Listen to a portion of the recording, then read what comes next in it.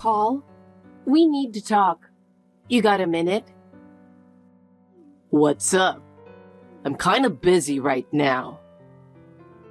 I know you're busy, but this is really important. Important? What is it? Spit it out. I've been thinking. You've been acting weird lately. Weird? What do you mean? You've been coming home late, and I've been getting strange texts from numbers I don't know. Huh? How is that my problem? And last week, when you said you were on a business trip, my friend saw you by chance. You were walking with a young woman. That was just a coworker. It's nothing. You've got it all wrong. A coworker? My friend said you two looked pretty close. No, I'm telling you, it's a misunderstanding. You gotta believe me. I can't believe you anymore. Everything you do is suspicious. You come home late every night with nothing but excuses. If you're so suspicious, why don't you bring some evidence? I don't have concrete evidence, but your behavior is just too strange. Sudden business trips, not answering your phone. Are you seriously accusing me of cheating? What else am I supposed to think? It's obvious you're lying. When I saw you sneaking out in the middle of the night, it really broke my heart. Look, it was just a fling. It didn't mean anything, and it wasn't cheating. That excuse won't cut it. I trusted you, and now I feel betrayed. Do you have any idea how much this hurts me every day? I'm sorry, okay? But it's over now. So can we drop it? Over? Maybe for you, but I'm still hurting. This kind of pain doesn't just go away. I said I was sorry. Isn't that enough? An apology isn't going to fix this. I can't trust you anymore. It's going to take time to rebuild that trust. Come on, give it a rest. Stop making such a big deal out of this. A big deal? If you think cheating is no big deal, then our relationship is over. Over? Don't be so dramatic. This isn't being dramatic. My heart is breaking. If you can't understand that, there's no point in talking anymore. Fine. Let's just drop this, okay? What? We're not done talking until we solve our problems. If you can't trust me, then maybe I shouldn't be in this house anymore. You know what? If you're really sorry, maybe some distance would be good. What are you saying? If you keep this up, I'm really gonna leave. Since you don't trust me at all, I think I'll go clear my head. What? Just came up with this plan. I'm going on a 3-day trip with my girlfriend starting tomorrow. Whatever. You don't need to tell me. Can you pack my bags? Do it yourself. What kind of idiot asks his wife to pack for a cheating trip?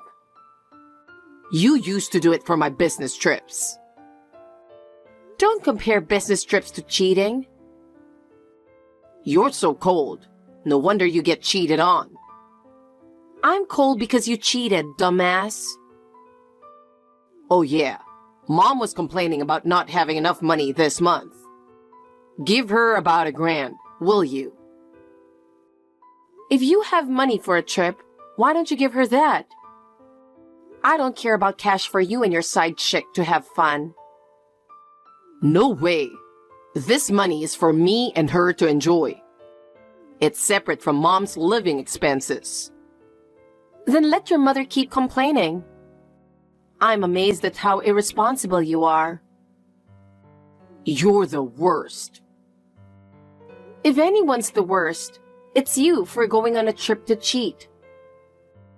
Have you ever thought about how much you're hurting me? I don't know why I ever married you. Funny, I feel the same way. Marrying you was the biggest mistake of my life. I regret it every day. You know that lawyer you got for alimony? It's useless. Why's that? Remember the prenup? The clause saying you can't claim alimony if I cheat was my brilliant idea. I don't recognize that. You made it up yourself. It means nothing to me. Everyone does it. What's your point? I'm sick of your selfish logic. I'm just a man ahead of his time. I adopted these practices early. Give me back my 2 years. I feel like all the time I devoted to you was wasted. Hey, at least you got to take care of me for those 2 years. Enough. Talking to you gives me a headache.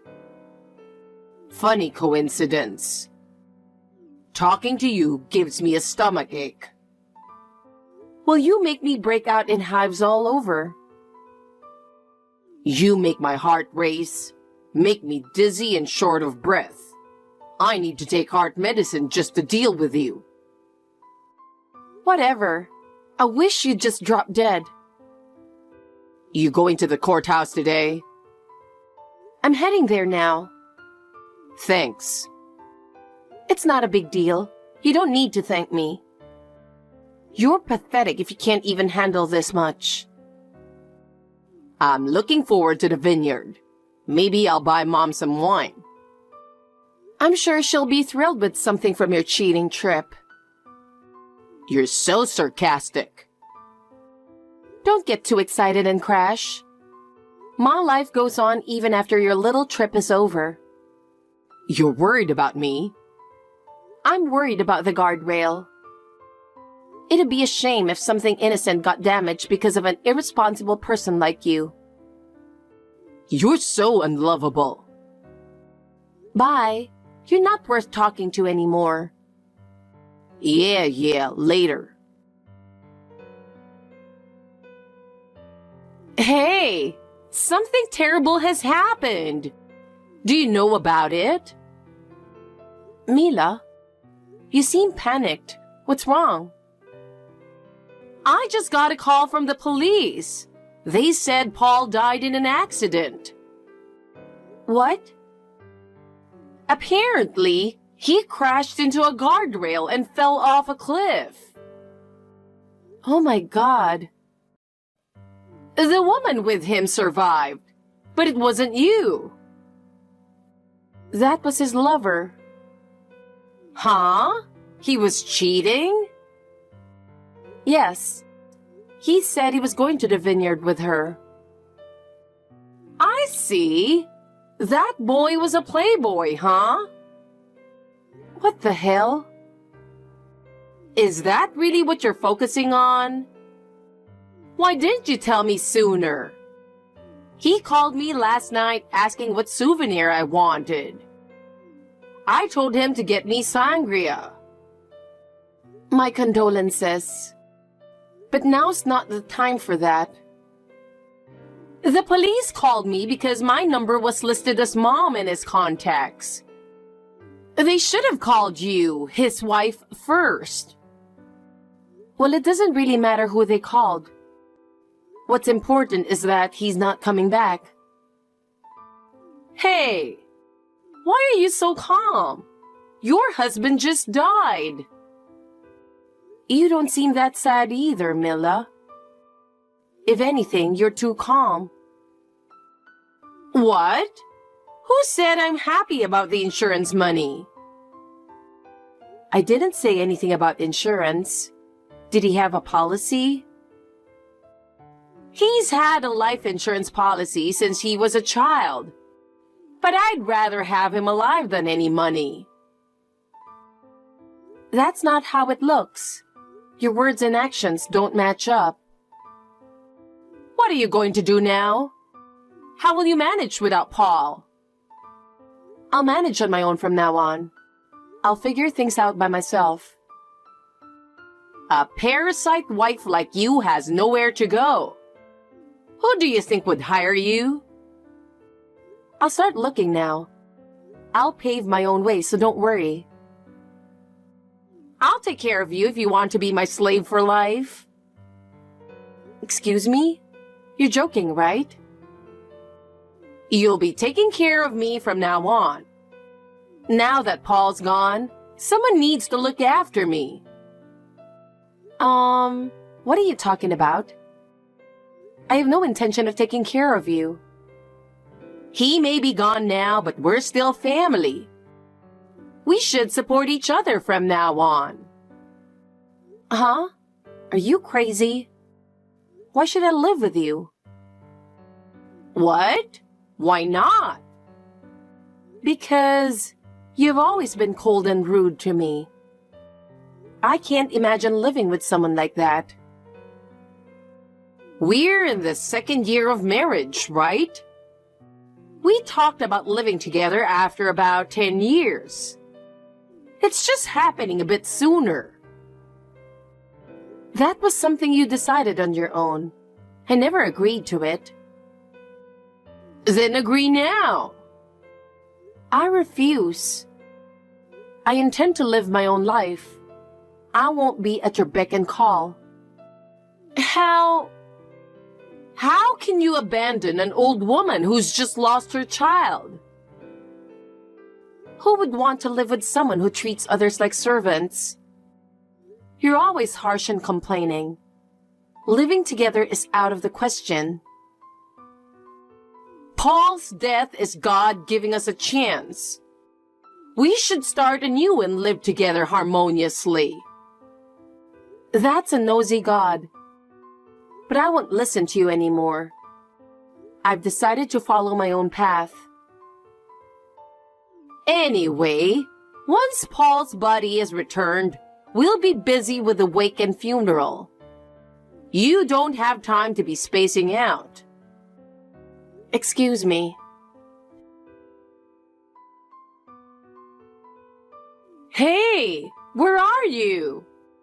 I've been looking everywhere. Huh? Why would you be looking for me? Paul's body is back. We're at the funeral home. Come quickly. I'm on vacation. What? It's your husband's wake. He's not my husband anymore. What do you mean? We divorced a while ago. What? Paul's affair came to light 6 months ago. At first, he begged for forgiveness, saying it was just a fling. I tried to forgive him and rebuild our relationship. But it turned out there were about 10 women. Oh my! He was a smooth talker. He's got a sense of humor, and I'm sure he's popular with girls. A man's affair or two? It was 10 women. He forgot my birthday and our anniversary, spending them in hotels with those women. That's terrible. Mila, can you imagine how I felt when I found receipts for fancy gifts he gave them? Was he making that much money? No, his income was average. Then where is he getting the money from? He probably took out loans. You mean I have to repay them? How much? Looks like it. I'm divorced, so you're the sole heir. Will the insurance cover it? I have no idea how much debt there is. When did you divorce? The day before he left for that trip.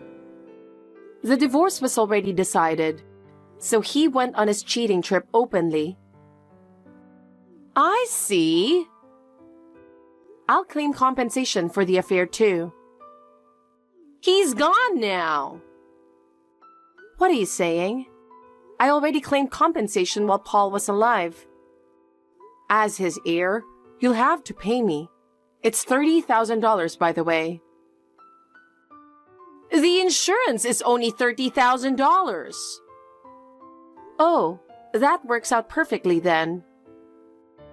You're kidding. There's nothing left for me.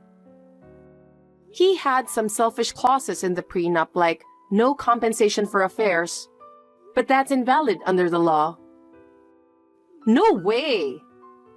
I'm not gloating. It's sad he died so young, and I'm not without sorrow. But Paul kept cheating even knowing how much it hurt me. You're overreacting about a mere affair. I thought it was just an affair too, which is why I forgave him once. He betrayed that trust. How am I supposed to handle inheriting his debts and compensation payments? Weren't you going to live with me? I clearly refused, remember? Why? If you have any compassion, be kind to a lonely old woman who lost her son. Don't you remember what you said when I lost my child? The miscarriage? That's different. No, it's not. You laughed and called me a defective, good-for-nothing failure when I miscarried early in the pregnancy. I don't remember that. I still have nightmares about it. I'm sorry. I was just looking forward to a grandchild. Some things can't be excused with just. You should know that after living so long. You're going to make me handle the wake and funeral alone? You're the chief mourner. Won't you help me? After all that betrayal, the only revenge I can take is not mourning him. Some might call me heartless, but looking at his portrait only brings painful memories. I can't bring myself to pray for his soul. I'm short on money too. Paul told me. He said you needed about $1,000 for living expenses. I don't have money for a funeral either. Unfortunately, I don't have any either. We had no savings to divide, and he refused to get life insurance, saying he didn't need it. What a foolish child! I have to get by on what little money I have left too. This is troublesome. Well then, excuse me. Wait, you heartless person! Are you the wife? Who are you? Paul's girlfriend. Which one? Huh? There were more? At least 9 others. What the hell? That jerk? Are you the one who was in the vineyard accident with him? Yeah, I broke both legs because of his driving. I'm going to sue for damages. He's gone, you know. I know. That's why I'm contacting you, his heir. Good thing I stole your contact from Paul's phone. I can't believe I'm saying this again. We've been divorced for a while. What? We filed for divorce the day before he went to the hot springs with you. No way. So I'm not inheriting anything. Then, can I inherit his assets? Paul was with such an idiot. How pathetic. Huh? A stranger like you can't inherit anything. Paul's mother is the sole heir. Besides, he had no assets. So, if I go to his mother, I can claim accident compensation? I guess you could. Great. I'll let her know about you. Can you send me your address and name? Okay. Today's the funeral, you know.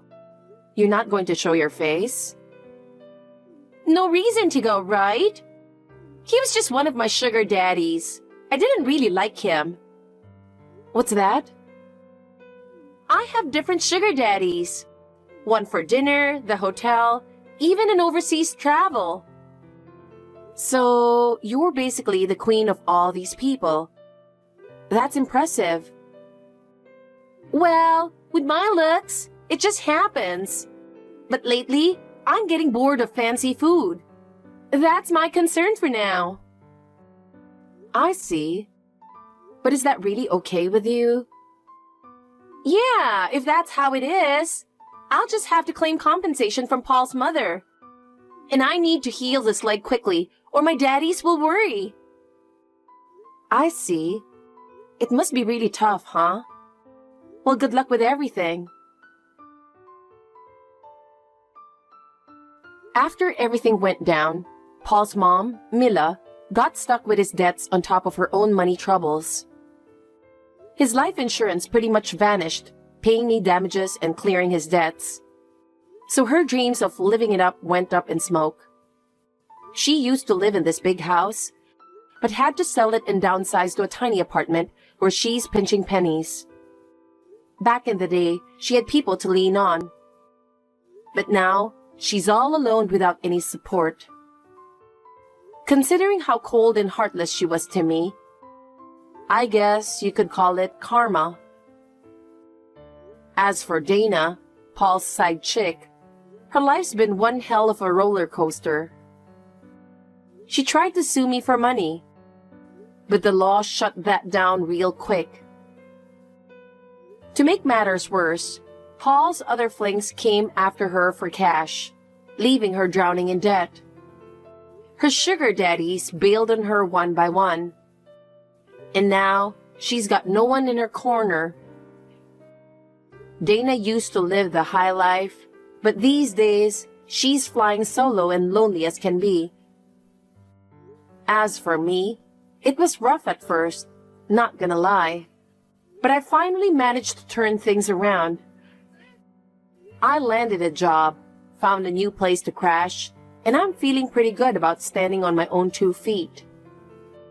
I've put all that painful stuff behind me and found my own slice of happiness.